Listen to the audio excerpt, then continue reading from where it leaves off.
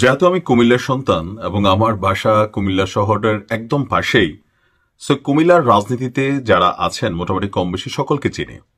কুমিল্লা ৬ এই আসনকে ঘিরে একটা চমক দেখেছি আমরা, যে জনগণ ভেবেই নিয়েছিল যে এই আসনে বিএনপির মনোনয়ন পাবেন বেগম খালেদা জিয়ার, যিনি উপদেষ্টা হিসাবে ছিলেন বা এখনো আছেন, জনাব হাজী আমিনুর রশিদ ইয়াসিন সাহেব। অপরদিকে এখানে বিএনপির আরেকজন প্রভাবশালী নেতা সাক্ষ্য ভাই আছেন, আর যিনি মনোনয়ন পেয়েছেন মনিরুল হক চৌধুরী। মনিরুল হক চৌধুরীর মনোনয়ন পাওয়ার পরে হাজী ইয়াসিন সাহেবের যারা সমর্থক আছেন তারা গত ৩ দিন কুমিল্লাতে ব্যাপক পরিমাণ তারা শোডাউন করছেন এবং নেতাকর্মীরা ক্ষোভের বহিঃপ্রকাশ করছেন। কারণ হচ্ছে তাদের বক্তব্য যে ১৭ বছর দলের দুর্দিনে নেতাকর্মীদের সাথে তিনি যোগাযোগ রেখেছেন, তাদের বিরুদ্ধে যে মামলাগুলো হয়েছে সেই মামলার খরচ চালানোর জন্য যে টাকা পয়সা দরকার সেটা তিনি দিয়েছেন, পরিবারের কাছে ভরণ পোষণ দিয়েছেন। তাদের নেতাকর্মীরা চ্যালেঞ্জ ছুড়েছেন বা প্রশ্ন ছুড়েছেন যে মনিরুল হক চৌধুরী যিনি মনোনয়ন পেয়েছেন তিনি আসলে কি করেছেন। অপরদিকে এই রাজনৈতিক সমীকরণে গতকালকে দৈনিক যুগান্তরে মনিরুল হক সাক্ষ্য ভাইয়ের একটা বক্তব্য আবার ভাইরাল, যে মনিরুল হক চৌধুরীকে মনোনয়ন পাওয়ার পেছনে বা এই দৌড়ে মনিরুল হক সাক্ষ্য তিনি একটা ভূমিকা রেখেছেন। কারণ যুগান্তরকে দেওয়া সাক্ষাৎকারে তিনি বলেছেন যে আপনার সর্বোচ্চ ভোটে তিনি মনিরুল হক চৌধুরী পাশ করবে বা তারা সর্বোচ্চ চেষ্টা করবে। কিন্তু এই যে রাজনৈতিক বিভাজনের মধ্যে আমরা যারা কুমিল্লার জনগণ আছি, আমরা এই ভিডিওর মাধ্যমে একটা জরিপ আসলে চালাইতে পারি যে এখানে বিশেষ করে আমার ভিডিও কুমিল্লার আশেপাশের মানুষই বেশিরভাগ দেখেন। তো আপনার কাছে মনে হয় কি যে মনিরুল হক চৌধুরীর কারা সমর্থক আছেন, কর্মী আছেন, ভোটার আছেন, তারাও কমেন্ট করবেন। ইয়াসিন ভাইয়ের যারা আছেন তারাও কমেন্ট করবেন, বা সাক্ষ্য ভাইয়ের যারা আছেন। কারণ এখানে জোটটা যেটা মনে হচ্ছে যে সাক্ষ্য ভাই প্লাস মনিরুল হক চৌধুরী তারা একটা টিম, আর অপরদিকে হাজী ইয়াসিন সাহেব তিনি আর একটা টিম। এখন মনোনয়ন কি বদলে যেতে পারে? আমি যেহেতু ভিডিওর ক্যাপশন বা টাইটেল ক্রিয়েট করেছি, কেন, কোন বেসিসে, কোন তথ্যের সূত্রে, গতকালকে ঢাকা পোস্টকে হাজী ইয়াসিন সাহেব তিনি একটা সাক্ষাৎকার দিয়েছেন। সেখানে তিনি কিন্তু একটা বক্তব্য স্পষ্ট বলেছেন যে জনাব তারেক রহমান একটা বক্তব্য দিয়েছেন যখন এই মনোনয়নগুলো দেওয়া হয়েছে তখন, যে এইটা একদম শতভাগ ফাইনাল মনোনয়ন না, এটা বদলাইতেও পারে। যেমন ইতিমধ্যেই আমরা দেখলাম যে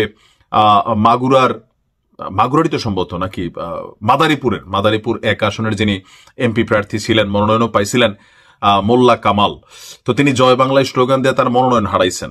আবার বিভিন্ন জায়গায় যারা মনোনয়ন পাইছেন তাদেরও কিন্তু যারা পান নাই তারা যখন বিক্ষোভ করছিলেন তাদের বিরুদ্ধে কিন্তু দল পানিশমেন্টের ব্যবস্থা নিছে। কিন্তু দলের একটা বক্তব্য এখনো রয়ে গেছে যে এই মনোনয়নটাই শতভাগ চূড়ান্ত না, এটা বদলাইতে পারে। এখন হাজী ইয়াসিন সাহেব তিনি গণমাধ্যমে দেওয়া সাক্ষাৎকারে বলছিলেন যে তিনি আশাবাদী যে দল দিন শেষে তাকে মূল্যায়ন করবে। কেন তাকে দেওয়া হলো না? ওনার বক্তব্য ছিল যে দলের কাছে হয়তো তথ্য উপাত্তগত লেকিংস থাকতে পারে যে কুমিল্লার মাটিতে আসলে কার জনপ্রিয়তা বেশি। এখন গত ৩ দিন যাবৎ প্রতিটি ওয়ার্ডে ওনার বক্তব্য, ওনার জন্য মুনাজাত হচ্ছে, পাশাপাশি আন্দোলন তো হচ্ছে, আমরাও দেখছি, সরাসরি কুমিল্লাবাসী দেখছে যে ওনার কর্মী সমর্থকরা দিন রাত কিভাবে যতটুকু সম্ভব প্রটেস্ট করার বা ধরেন ওনার পক্ষে ন্যারেটিভ তৈরি করার জন্য মাঠে নামার দরকার, বা ওনার যেই ভোটারের শক্তি বা সামহাও যে ওনার যেই কর্মীদের যে একটা বড় সংখ্যক ভিড় সেইটা গণমাধ্যমে প্রকাশ পাচ্ছে, আমরা ভিডিও করছি, প্রকাশ পাচ্ছে, লোকাল অংশ থেকে প্রকাশ পাচ্ছে। বিএনপির চেয়ারপারসনের কাছে অথবা ভারপ্রাপ্ত চেয়ারম্যানের কাছে একটা বার্তা পৌঁছানো যে আপনারা যে নমিনেশনটা দিচ্ছেন বা মনোনয়ন যাকে দিয়েছেন তার জনপ্রিয়তা কতটুকু বা হাজী ইয়াসিন সাহেবের জনপ্রিয়তা কতটুকু, এই জিনিসটা সম্ভবত বোধগম্য করার জন্য। সেখান থেকে ইয়াসিন সাহেব মনে করছেন যে দিন শেষে এই মনোনয়ন বদলাতে পারে, দল সঠিকভাবে তথ্য উপাত্ত নিয়ে মূল্যায়ন করলে তিনি আসলে মনোনয়ন পাবার যোগ্যতা রাখেন। তো শুধুমাত্র ওনার কুমিল্লা ৬ আসন না, সারা বাংলাদেশে অনেক আসনেই বিএনপির এই তথ্য উপাত্তগত অনেক ধরনের কি বলে যে ভারসাম্যহীনতা কিন্তু দেখা দিয়েছে, বাস্তবতা এটাই। তো আমিও যতদূর গত ১৫ থেকে ১৭ বছর দেখলাম যে কুমিল্লার রাজনীতিতে বিএনপি বলতে আমরা কিন্তু মনিরুল হক সাক্ষ্য ভাই, তিনি মেয়র ছিলেন, আওয়ামী লীগের সময়ও তিনি আপনার মেয়র নির্বাচিত হয়েছেন, দিন শেষে আবার একটা নির্বাচনের জন্য তিনি বহিষ্কৃত হয়েছেন দল থেকে। আর হাজী ইয়াসিন ভাই, তারা দুইজনকে ঘিরেই কিন্তু আসলে কুমিল্লার রাজনীতিতে বিএনপির প্রচারণা অথবা ধরেন রাজনৈতিক অ্যাক্টিভিটিস আমরা কিন্তু দেখে আসছি, বক্তব্য পাল্টা বক্তব্য ছিল। কিন্তু মনিরুল হক চৌধুরী সাহেবের ব্যাপারে বা ওনার কর্মী সমর্থকরা, আমি হতে পারে যে আমার সাথে ফ্রেন্ড লিস্টে কানেক্টেড নাই, অথবা ওইরকম প্রচার প্রচারণা কিন্তু আসলে ওনার দেখা যায়নি। তারপরে উনি আবার বর্ষিয়ান নেতা, উনি আবার সম্ভবত ওনার যে ফ্যামিলি লিগেসি সেইটা আবার বিশাল ঐতিহাসিক ফ্যামিলি লিগেসি আছে। এখন দল যখন মূল্যায়ন করে তখন আসলে মাঠে একটা জরিপ নেয়, তাদের একটা টিম থাকে, তো সেই জরিপের আলোকেই তারা কিন্তু এই প্রাথমিক যে মনোনয়নটা দিয়ে দেয়।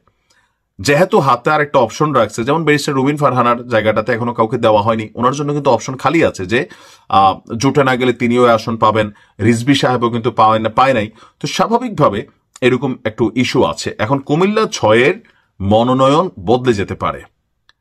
হাজি ইয়াসিন সাহেবের যেই সমর্থকরা আছেন তারা দে ওয়েতে প্রটেস্ট করছেন, এই প্রটেস্টের বার্তা সম্ভবত তারা চাচ্ছেন যেন বিএনপির যারা কেন্দ্রীয় কমিটি তারা দেখেন এবং কি বুঝতে পারেন যে না, এই অঞ্চলে বা এই আসনের আন্ডারে যতগুলো ওয়ার্ড আছে বা ইউনিয়ন আছে বা যে অঞ্চলগুলো আছে, সেই অঞ্চলগুলোতে গণহারে ওনার জনপ্রিয়তাটা আসলে কতটুকু। গেল 3 দিন যাবৎ সারা কুমিল্লা জুড়ে যেই অস্থিরতা আমরা দেখছি, সেখান থেকে হাজি ইয়াসিন সাহেবের যে কর্মী সমর্থকদের একটা বড় সংখ্যক ভিড় আছে সেটা কিন্তু প্রমাণিত। অপরদিকে সাক্কুবের যারা কি বলে যে সাপোর্টার আছেন বা মনিরুল হক চৌধুরীর যারা সাপোর্টার আছেন, তারা এখানে বিজয় উল্লাস করা তারেক রহমানের নিষেধ ছিল যে যেই মনোনয়ন পাবে বিজয় উল্লাস করা যাবে না। তো সেই কারণে তাদের কর্মী সমর্থকদের ভিড় বা আসলে ওনাদের কতটুকু কর্মী সমর্থক আছে, সাক্কুবের আছে বিশাল, এটা আমি জানি, ব্যক্তিগতভাবে আমি ওনাদের চিনি, সম্পর্কের জায়গাটাও ভালো আছে। তো মোটামুটি ইয়াসিন ভাইয়ের ফ্যামিলির সাথেও একটা ভালো কানেক্টিভিটি থেকে এই দুই নেতা সম্পর্কে কোনো আসলে তাদের সমর্থন এটা কেউ বলতে পারবে না। কারো হয়তো 19, কারো 20, কারো 20, কারো 19 অথবা 18-20, কিন্তু মনিরুল হক চৌধুরী তিনি আসলে খুব বেশি আলোচনায় ছিলেন না। হুট করে এসে কিন্তু তিনি একটা গোল মারছেন, আর এই গোলের পরেই কুমিল্লার রাজনীতিতে একটা ঝড় তৈরি হয়ে গেছে। ইয়াসিন ভাইয়ের সমর্থকরা এটাই মনে করছেন যে সর্বশেষ যখন মির্জা ফখরুল ইসলাম সাহেবের সাথে সাক্কু ভাই দেখা করছেন তখনই আসলে এখানে রাজনৈতিক একটা সমীকরণ গঠিত হয়েছিল। ইভেন সাক্কু ভাইকে তারা এক ধরনের মনে করছেন যে না, ইয়াসিন সাহেবকে ঠেকানোর জন্য মনিরুল হক চৌধুরীর পক্ষে তিনি কাজ করছেন। আর বিশেষ করে গতকালকে যুগান্তরে তিনি যে বক্তব্যটা দিয়েছেন, এখন বিএনপির রাজনৈতিক দল হিসেবে তারা তাদের মতন করে নেতাকর্মীদের মূল্যায়ন করবে। আর নেতাকর্মীরাও এটাকে বিএনপি আসলে কিভাবে নিচ্ছে, বিএনপিও এটাকে এক ধরনের এখনো পজিটিভলি নিচ্ছে যে মনোনয়ন পায় নাই তার নেতাকর্মীরা প্রটেস্ট করবে, তার নেতাকর্মীরা বিক্ষোভ করবে, এটাও নেতার প্রতি ভালোবাসা আনুগত্যের জায়গা থেকে। তো যতটুকু বোঝা যাচ্ছে ইয়াসিন ভাই এখনো আশাবাদী যে কুমিল্লা 6-এর মনোনয়ন বদলাবে, দিন শেষে তিনি আসলে এই মনোনয়নটা পাবেন। কারণ তিনি গেল 17 বছর দলের জন্য কি কি করছেন এটা তিনি তার গতকালকের ঢাকা পোস্টকে দেওয়া সাক্ষাৎকারে তিনি সামনে নিয়ে আসছেন। আর এগুলো অবশ্যই বিএনপি দল হিসেবে মনোনয়ন দেওয়ার পরে প্রাথমিক প্রতিক্রিয়া বাংলাদেশের বিভিন্ন জায়গায় তারা কিন্তু অবজারভেশন করছেন। তো সেখান থেকে হয়তোবা ভিন্ন আসতে পারে, আবার নাও আসতে পারে। এটা একবারে ফাইনাল না সেটা বলা হয়েছে, কিন্তু আবার এটা ফাইনালও হইতে পারে, নাও বদলাইতে পারে, এমনটা কিন্তু বলা হয়েছে। তো দেখা যাক কি হয়। ভালো থাকুন।